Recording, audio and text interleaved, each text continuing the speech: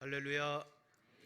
이제 또다시 설을 맞았는데 우리 한 번 더 우리 옆에 계신 분에게 올 새해 복 많이 받으십시오 인사하겠습니다.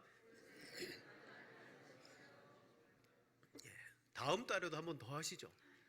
한 세 번째 복 많이 받으시라고.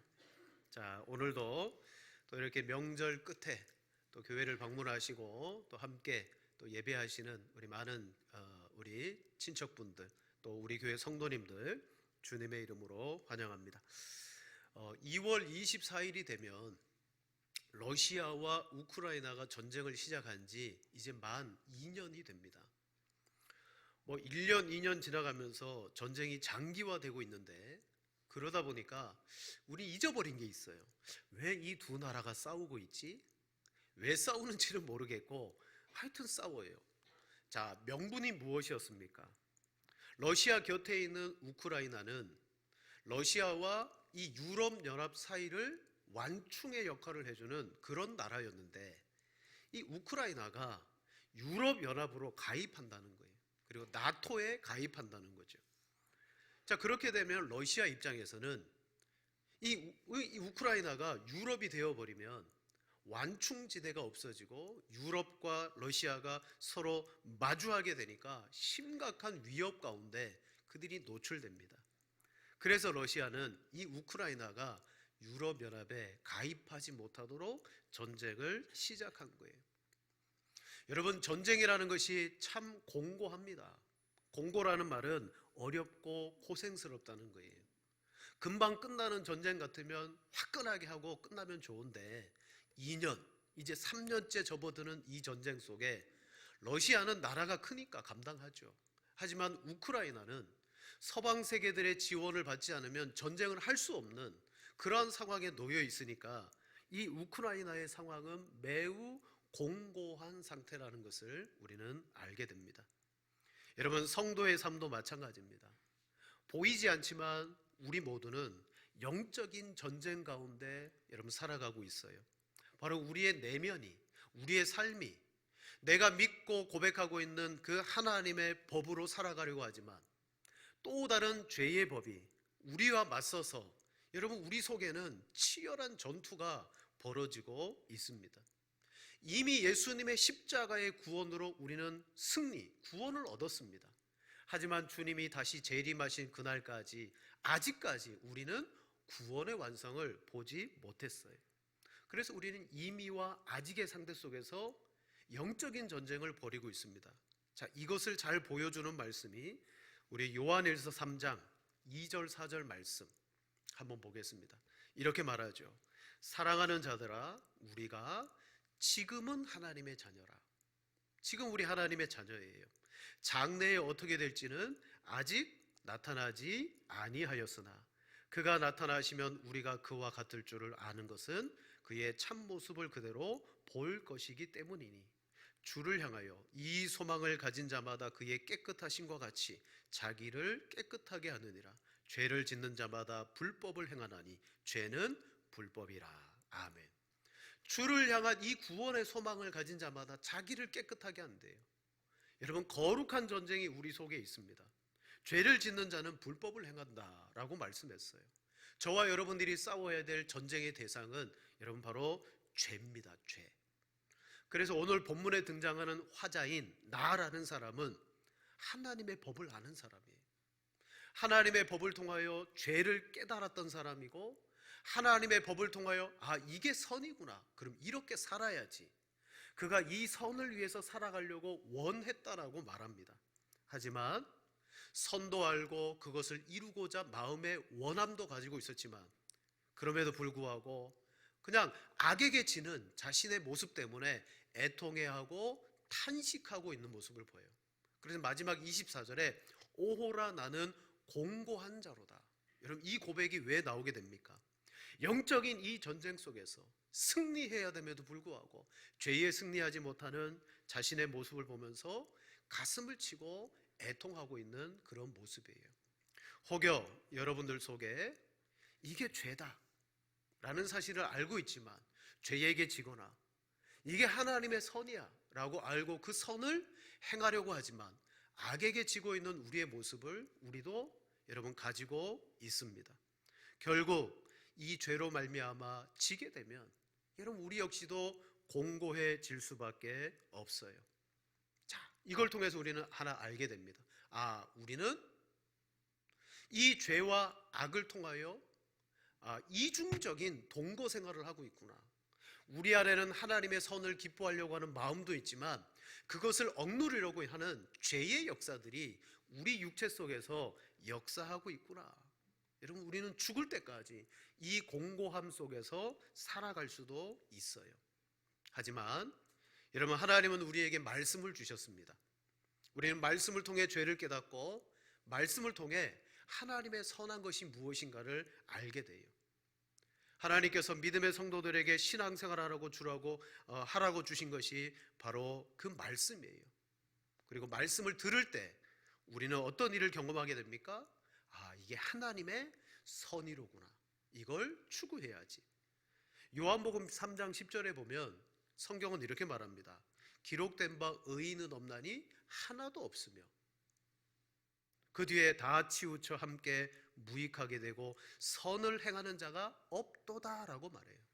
여러분 이 세상 속에는요 스스로 태어나서 하나님께 선을 행하는 사람이 없습니다. 오직 하나님의 선이 우리에게 전파되고 그 선이 우리에게 알려질 때에 비로소 이게 선이구나 우리는 알게 돼요. 바로 그 역할을 무엇이 합니까? 하나님의 말씀, 계명, 율례. 바로 우리 안에는 선한 것이 없습니다. 하지만 하나님의 말씀을 들으면 선한 역사들을 이루고자 하는 마음이 우리 속에 생겨납니다. 그래서 오늘 이 시간 여러분들이 예배를 드릴 때 이 예배 가운데 전파되어지는 이 말씀을 여러분 어떻게 받으셔야 되냐면, 그래 이 말씀은 선이야. 이 말씀을 듣고 내 삶에 적용하며 실천하며 살아가야지. 이런 원함이 말씀을 받는 여러분들 속에 있어야 돼요. 그게 뭡니까? 바로 구원받은 자의 믿음의 태도라는 거예요. 근데 말씀을 들으면서도 시계만 쳐다보고 아무런 기대가 없고 허공만 쳐다보고 그러면 안 되는 거예요. 말씀을 들을 때 기대가 있어야 되고 이 말씀을 듣고 나서 내가 어떻게 살아가야 될지 의지를 이 시간에 불태워야 돼요. 여러분 그게 없으면 믿음이 없는 거예요. 그냥 앉아있다가 돌아가는 거죠. 히브리서 2장 10절에 이렇게 말합니다. 그러므로 우리는 들은 것에 더욱 유념함으로 우리가 흘러 떠내려가지 않도록 함이 마땅하니라 라고 말해요. 들은 것에 유념해라. 이게 뭐예요? 마음에 두고 생각하라는 거예요. 오늘 이 예배가 끝나도 가정에 돌아가서 삶에 돌아가서 오늘 이 시간 들었던 말씀이 뭐지? 그걸 떠올리고 거기에서 내가 어떻게 살아가야 되지? 의지를 실어야 된다는 거예요. 그렇지 않으면 말씀을 듣고 나서도 흘러 떠내려가 버릴 수밖에 없는 것입니다. 그런 사람들 중에 대표적인 사람이 광야를 지나왔던 이스라엘 백성들입니다. 그들은 광야에서 애굽의 1세대가 다 진멸당하고 말았어요. 자, 출애굽의 구원을 경험했는데 왜 광야에서 그들은 진멸당했습니까? 히브리서 4장 2절에는 이렇게 말합니다. 우리 같이 한번 읽겠습니다. 그들과 같이 우리도 복음 전함을 받은 자이나 들은 바 그 말씀이 그들에게 유익하지 못한 것은 듣는 자가 믿음과 결부시키지 아니함이라. 아멘. 히브리서 기자는 현재 있는 히브리 이 서신서를 받는 성도들에게 하나님의 말씀의 역사와 능력에 대해서 이야기해 주고 있잖아요. 그들도 우리와 같이 복음을 받은 자들이다. 광야 시대의 사람들. 그런데 왜 저들이 진멸당했느냐? 말씀을 들을 때 자기의 믿음과 결부시키지 않았다. 여러분, 말씀은 말씀대로 나는 나대로 신앙생활하는 것이 아닙니다. 말씀을 들을 때 선한 것이 없는 우리 속에 이게 하나님의 선의로구나. 말씀을 부여잡고 여러분 신앙생활하게 될 줄로 믿습니다. 자, 또한 말씀을 들을 때 우린 죄를 깨달아요. 말씀을 듣는 순간 우리 마음에는 전에 알지 못했던 갈등들이 일어나기 시작합니다. 그동안 내가 이걸 죄라고 알지 못했는데 말씀을 들어가고 있는 순간순간마다 죄가 깨달아지는 거예요. 7절에 이렇게 말합니다. 그런즉 우리가 무슨 말을 하리요? 율법이 죄냐? 그럴 수 없느니라. 율법으로 말미암지 않고는 내가 죄를 알지 못하였으니 곧 율법이 탐내지 말라 하지 아니하였더라면 내가 탐심을 알지 못하였으리라. 율법이 나에게 가르쳐 주지 않았다면 탐심이 죄라는 것도 몰랐을 거라는 거죠. 9절에 이렇게 말합니다. 전에 율법을 깨닫지 못했을 때는 내가 살았더니 계명이 이름에 죄는 살아나고 나는 죽었도다. 아멘. 이게 무슨 말씀입니까? 하나님의 말씀을 듣지 않았을 때는 내가 잘 살아가고 있는 줄 알았다. 괜찮은 줄 알았다. 대단한 줄 알았다. 그러나 하나님의 말씀 곧 계명을 듣고 보니까 그걸 알게 되어지는 순간 죄가 살아났다. 즉 내 속에 하나님의 뜻을 거스르고 살아가는 죄의 모습이 있구나라는 것을 계명을 통하여 발견하게 됐다는 거예요. 시편 19편 말씀은 율법을 노래합니다. 그때 시편 기자는 이렇게 말해요. 19편 11절 12절 또 주의 종이 이것으로 경고를 받고, 이것은 말씀입니다. 율법입니다. 이것을 지킴으로 상이 크니이다. 자기 허물을 능히 깨달을 자 누구리요? 나를 숨은 허물에서 벗어나게 하소서. 아멘. 이것, 자기 허물을 스스로 깨달을 사람이 누가 있느냐? 종이 이것으로 경고를 받고 지킴으로 상이 큽니다.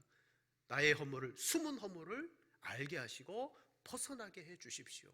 즉 하나님의 계명과 말씀이 이게 하나님의 선의로구나, 선을 알게 하고요. 이것대로 살아야 되는구나, 살아가야 될 방향성을 가지고요. 또 하나는 우리 안에 죄를 깨닫게 합니다. 내가 잘못 살았구나. 여러분, 이것이 우리 속에서 일어나는 하나님의 말씀의 역사예요. 우리가 원하며 살아가야 되는 삶이 뭡니까? 죄는 회개하고 하나님이 원하는 선한 삶은 내 마음의 소원으로 품고 살아가야 되는 거예요. 그런데 문제는 뭐예요? 오늘 15절 이하의 말씀을 보니까 내가 원하는 것이 이 선을 행하는 것인데 도리어 원하지 않는 죄를 행하고 있구나. 이게 바로 오늘 이 화자인 나의 고백입니다. 여러분, 선을 행하려고 하는 나에게 무엇이 함께하고 있다고요? 죄가 함께하고 있다. 분명히 나는 하나님의 말씀을 들으면서 선을 행하고자 했는데, 그러나 결과는 어떻느냐? 14절 15절 우리가 율법은 신령한 줄 알거니와 나는 육신에 속하여 죄 아래 팔렸도다. 내가 행하는 것을 내가 알지 못하노니 곧 내가 원하는 것은 행하지 아니하고 도리어 미워하는 것을 행함이라. 아멘. 여러분, 신앙생활이라는 것이 뭡니까? 주의를 지키고 예배드리고 돌아가면 신앙생활이 끝인가요? 아니에요. 신앙생활은 하나님이 계시고 하나님의 통치의 방식인 말씀을 통하여 우리가 하나님의 뜻을 알고 그걸 가지고 내 삶 속에 이루어가며 살아가는 거예요. 그런데 이게 쉽지 않더라는 거죠. 오늘 본문의 화자는요, 오호라 나는 공고한 자다라고 애통하며 고백할 정도로 그냥 100이면 100 죄에게 치고 있는 모습을 여러분 보여줍니다. 그가 하나님의 말씀과 계명이 선하다는 걸 몰라서 그런가요? 알고 있어요. 알고 있음에도 불구하고 이 영적 전쟁에서 여러분 패하고 말아요. 말씀을 들을 때는 맞아, 저렇게 살아야지. 하지만 막상 삶 속에 들어가서 그것을 실천하려고 딱 할 때 내 육신이, 여기서 육신은요 몸을 말하는 게 아니고 이 육신으로 살아갔던 옛 방식을 말합니다. 대표적인 것이 욕심, 그런 게 하나님의 말씀보다 내 육신의 정과 욕심이 더 죄를 향하여 탐심으로 나를 끌고 가더라. 18절에 말하잖아요. 내 육신에 선한 것이 거하지 아니하는 줄 아노니 원함은 내게 있으나 선을 행하는 것이 없노라. 내가 원하는 바 선은 행하지 아니하고 도리어 원하지 아니하는 바 악을 행하는도다. 여러분, 오늘 우리 마음속에도 다 하나님 말씀 들을 때는 그래, 이걸 행하며 살아야지, 원함이 우리 속에 있지만 실제 그렇게 살아가는 삶을 보면 못 살아가더라고요. 패배하고 말더라는 거죠. 선을 행하려는 나의 의지보다 무엇이 더 강력하다? 죄가 강력하다. 죄는 무엇을 통해서 자기 힘을 발휘합니까? 오늘 우리 육신, 정과 욕심을 유혹하여 탐심을 이루어내는 거예요. 탐심을. 그래서 하나님의 말씀보다 탐심으로 말미암은 그 열매를 여러분 더 좋아하게 만드는 것입니다. 지금 머리로는 아는데 가슴으로도 안 되고 손과 발의 행함으로도 안 되더라. 여러분 왜 그럴까요? 선을 행하려는 내 능력이나 의지보다 악을 행하려고 하는 죄의 소욕이 더 강하기 때문이에요. 여러분 스스로 죄와 싸워서 이길 수가 없습니다. 반드시 우리에게는 외부의 도움이 필요해요. 누군가의 도움이 필요해요. 그거 없이 스스로 말씀을 깨닫고 말씀을 살아간다? 살 수가 없어요. 그 구약의 이스라엘 백성들의 모습이 그거잖아요. 그들에게 율법을 주었어요. 너 이대로 살아라. 그럼 내가 엄청난 복을 주겠다. 말씀대로만 순종해라. 형통하게 해주겠다. 근데 이스라엘이 어땠습니까? 아니요. 말씀대로 못 살았어요. 결국 다 망하고 말았습니다. 자, 결국 오늘 본문의 화자인 나라는 사람은 우리를 대변해요. 우리도 똑같아요. 그래서 어떻게 고백할 수밖에 없어요. 오호라 나는 공고한 사람이로다. 이 사망의 몸에서 누가 나를 건져내랴. 자, 이게 영적 전쟁의 이론이라면 실질적으로 그럼 이게 우리의 신앙 속에서 어떻게 지금 역사하고 있느냐, 좀 말씀을 우리의 삶을 통해서 좀 한번 살펴보도록 하겠습니다. 말씀을 들으면 그래 저거야, 저게 하나님의 말씀이야, 저렇게 사는 게 맞아 라고 생각하고 의지를 복종시켜서 살아가야 돼요. 그게 나와 하나님과의 신앙의 관계뿐만 아니라 여러분 인간관계에도 그게 적용돼야 됩니다. 의지를 들여서 하나님의 말씀이 이렇지? 그래, 인간관계 속에서 내가 이렇게 해야지. 우리는 하나님을 사랑하듯 이웃을 사랑하는 것이 선이라는 것을 배웠습니다. 그런데 그 이웃을 향하여 내가 좋아하고 내가 원하는 사람에게는 선을 행하며 살아갑니다. 그런데 어떤 사람에게는 나 스스로가 끊임없이 죄에게 칠 때가 있어요. 분명히 이웃을 사랑하라는 계명을 알고 있음에도 불구하고 그렇게 못할 때가 많아요. 교회를 섬기다 보면 여러분 성도들 간의 관계가 틀어집니다. 관계가 틀어질 때 이웃을 사랑하라 그랬지? 그래, 나를 죽이고 내 자아를 죽이고 하나님의 말씀을 앞세워서 내가 섬기자, 내가 용서를 구하고 내가 화해하자, 그렇게 해야 되는데 어떤 마음이 드냐면 뭐 교회에서 저 사람만 만나나? 저 성도하고는 그래 나는 맞지 않아, 그러면서 아예 관계를 바로 잡으려고 하지 않더라는 거예요. 연말이 되잖아요. 연말이 되면 조직을 짭니다. 뭐 부서도 짜고 또 제일 많은 조직이 짜야 될 조직이 구역이잖아요. 그래서 제가 가지고 있는 데이터로 막 뭐 큰 틀 안에서는 같지만 세부적으로 몇 분을 이렇게 구역을 이동시키고 옮겨드립니다. 그러면 조직을 짜면 어김없이 전화가 와요. 목사님, 그 두 사람 같이 붙여놓으면 안 됩니다. 왜요? 아, 목사님 모르시는구나. 예전에 이런저런 일이 있어서 오랜 전부터 저 두 사람이 감정이 안 좋아요. 그래서 한 부서 섬기지도 않고요, 한 구역에 들어가면 난리 나요. 둘 중에 한 사람은 안 나올 거예요. 그러니까 떨어뜨려 놓으세요. 이 요청하시는 분도 이게 지혜라고 생각하는 거예요. 즉 교회 안에서 물리적으로 서로 얼굴을 안 보고 지나치면 된다라는 거예요. 여러분, 이게 하나님의 선, 이웃을 사랑하라라고 하는 선을 알고 있고 계명을 알고 있는 우리들이 신앙생활하고 있는 모습이라는 거죠. 뭡니까? 싫은 것은 덮어놓고 표출시키지 않고 그냥 덮고 넘어가자 하는 방식이에요. 여러분, 이런 태도를 어떻게 생각합니까? 충분히 세상에서는 문제를 해결할 때 이런 식으로 해결해요. 야, 모든 사람에게 어떻게 다 잘해주냐? 그냥 겉으로만 지나고 그 사람한테 생각도 표현하지 마. 이렇게 넘어가요. 여러분, 성격이 맞지 않는다고, 그래 저 사람은 나랑 성격이 안 맞으니까 라고 덮어놓고 지나갈 때가 너무 많아요.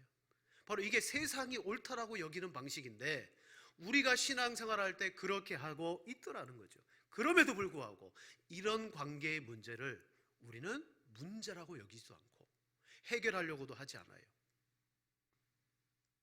자, 그 모습 그대로 가지고 우리는 어떻게 살아갑니까? 교사도 할 수 있고 차장대도 할 수 있고 구역도 섬길 수 있고 열정적으로 살아갈 수 있어요. 그러나 하나 질문하겠습니다. 과연 이것이 하나님이 말씀하시는 선을 행하는 성도의 모습일까요? 아니요. 이미 그 사람은 죄에게 지고 있는 거예요. 죄에게 지고 있어요. 여러분, 특히 누군가를 미워하고 있는 분이 계시다면 스스로에게 한번 물어보세요. 성도인 내가 과연 누군가를 미워할 자격이 있는가? 과연 나 같은 사람이 누군가를 미워할 자격이 있나? 나만 생각하면 자격이 있는 것 같아요. 근데 하나님께서 내게 베풀어 주신 은혜를 생각하면 여러분, 그럴 자격은 아무에게도 없어요. 마태복음 18장에 베드로가 예수님께 이렇게 말합니다. 형제가 내게 죄를 범하면 몇 번 용서해 주리이까? 7번까지 하오리이까? 베드로가 이렇게 말한 것은 7번은 굉장한 용서를 한 거예요. 예수님, 7번 정도면 굉장히 많은 거죠? 라고 물은 거죠. 그러나 예수님은 딱 이렇게 말합니다. 내게 이르노니 7번뿐 아니라 70번씩 7번이라도 할지니라. 아하, 490번까지는 하고 491번은 네 마음대로 하라, 그 말씀이구나. 여러분, 이 말씀을 읽을 때 그 누구도 그렇게 받지 않아요. 예수님의 의중은 뭡니까? 끝없이 용서해라. 끝없이 용서해라. 사랑하는 여러분, 제가 지금 계명을 말합니다. 말씀을 말합니다.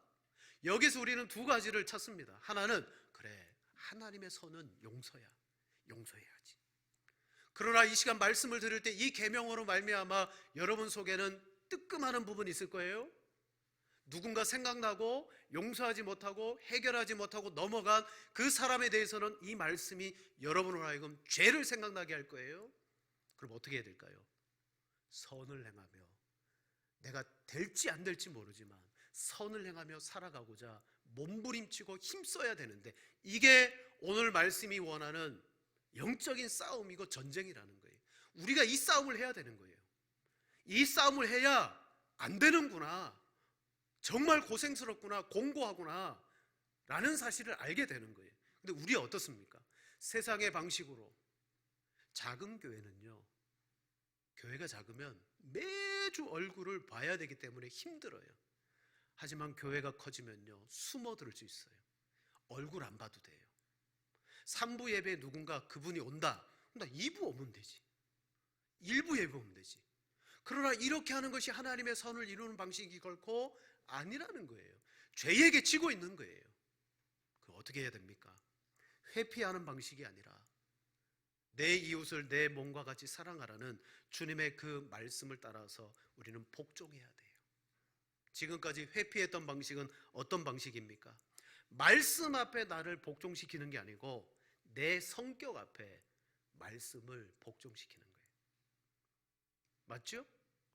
내 성격 앞에 말씀을 복종시키고 있어요. 하나님의 말씀에 순종하려는 대신에 환경만 적당히 따라준다면, 예배당의 이 환경 1, 2, 3부 그것도 환경이죠. 절대 나는 말씀에 순종치 않겠다라고 생각하는 사람입니다. 그런 사람은 결코 우리는 옳다라고 해서는 안 돼요. 사랑하는 여러분, 겉으로 문제가 드러나지 않는다 그래서 그게 문제가 아닌 게 아니에요. 죄가 아닌 게 아니에요. 예수님은 산상수훈에서 뭐라고 말했습니까? 마음에 탐욕만 품어도 그것은 도둑질하는 것이다. 마음에 음욕만 품어도 그것은 간음하는 것이다. 그거 겉으로 안 드러났어요. 나 스스로가 그렇게 마음에 품었을 뿐이에요.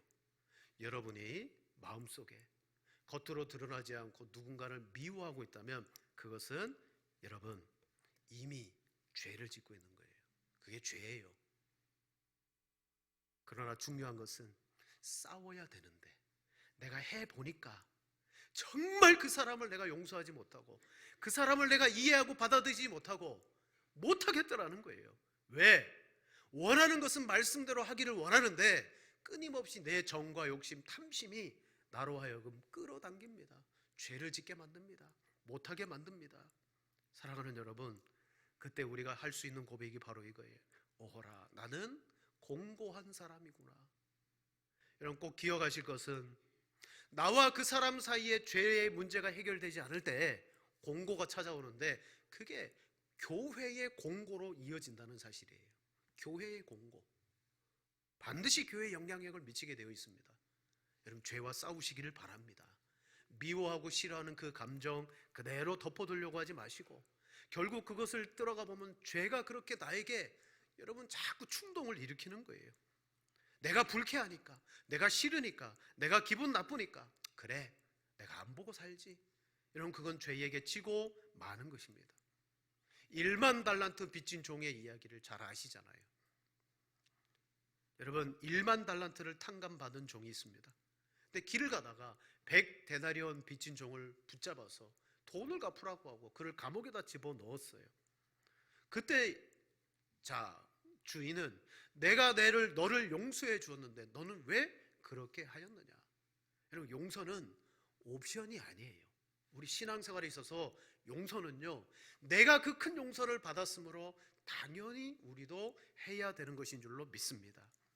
우리가 형제를 용서하지 않는다면 이렇게 기도할 근거가 없는 거예요. 아버지, 우리가 우리의 이웃에게 죄를 용서하신 것처럼 저의 죄를 용서해 주십시오. 그거 할 수 없어요. 우리도 하나님의 엄청난 용서를 받았는데, 내 이웃을 용서하지 않는데 어떻게 하나님께 나가서 하나님, 내 이웃을 용서한 것처럼 저도 용서해 주십시오라고 할 수가 있겠어요? 중요한 것은 오늘 이 본문에 이 화자인 나는 선을 행하려고 해봤다는 거예요. 자기가 해봤다는 거예요. 그러나 안 되더라. 여러분, 이게 문제예요. 여러분, 해보지도 않았는데 안 되는 것 아니고 해봤어요. 안 되더라. 나는 공고한 사람이구나. 그래, 내 힘으로는 안 되지. 그러므로 내게 무엇이 필요한 줄 아냐? 바로 은혜가 필요한 거야. 여러분, 마지막 절 말씀이 바로 그거예요. 25절. 예수 그리스도께 감사하겠다는 것은 내 힘과 능력이 아니라 하나님 아버지의 사랑이고 하나님 아버지의 능력이신 그리스도만이 우리를 그렇게 하신다. 자, 우리 마지막 절 말씀 같이 한번 읽겠습니다. 우리 주 예수 그리스도로 말미암아 하나님께 감사하노니 그런즉 내 자신이 마음으로는 하나님의 법을, 육신으로는 죄의 법을 섬기노라. 아멘. 그래요. 지금까지 여러분, 내 힘으로 안 됐기 때문에 못할 것 같으니까 덮어놓고 회피했을 거예요. 그 방법이 옳았으니까. 그러나 아니에요. 투쟁하고 싸우라는 거죠. 그렇게 만들려고 하는 죄와 싸워라. 주님, 싸워봤는데요, 또 지더라고요. 그렇지? 공고할 수밖에 없지. 오직 예수 그리스도로 그 은혜밖에 없다는 사실. 여러분, 예수 그리스도는 뭡니까? 하나님의 우리에 대한 사랑이고 하나님의 우리에 대한 은혜예요. 하나님이 우리를 어떻게 사랑하고 용납해 주셨습니까? 여러분, 은혜로밖에 설명할 수가 없는 거죠. 그러므로 누가 하나님의 계명을 따라서 그렇게 선으로 순종할 수 있습니까? 하나님의 사랑을 받아본 사람이에요. 하나님의 사랑을 받아보았기 때문에 정말 죄의 문제와 그런 관계들을 두고 볼 수가 없는 거죠. 내가 막 애달파서 해결해야 돼요. 그때 역사하는 것이 하나님의 그 사랑과 은혜인 줄로 믿습니다. 여러분, 우리의 문제는 그 하나님의 은혜를 족하게 못 받은 거예요. 신앙생활을 그냥 어느 정도 평균으로만 하려고 하는 거예요. 은혜가 여러분 속에 있어야 되고, 은혜가 여러분을 주장할 때 여러분, 그 은혜가 이 놀라운 죄의 문제를 해결하게 만들 줄로 믿습니다. 말씀을 정리합니다. 여러분, 죄와 싸워야 공고함도 아는 거예요. 죄를 덮어놓고 살아가면 괜찮은 것 같죠? 아니요. 여러분, 죄에게 100이면 100 지고 있는 거예요. 지고 있는 거죠. 하나님의 말씀을 들으실 때, 하나님의 계명이 우리 속에 죄라는 사실을 깨닫게 할 때, 그리고 그게 선이라는 것을 또한 가르쳐 줄 때 우린 그걸 쫓아가면서 순종의 싸움을 싸우시기를 바랍니다. 그러나 내 힘으로 안 될 겁니다. 그래도 어떻게 됩니까? 하나님 앞에 나와서 부르짖고 하나님 찾고 하나님의 은혜와 사랑을 여러분 경험하시면 여러분 주님으로 말미암아 이 죄의 문제가 승리로 해결될 줄로 믿습니다. 기도하겠습니다.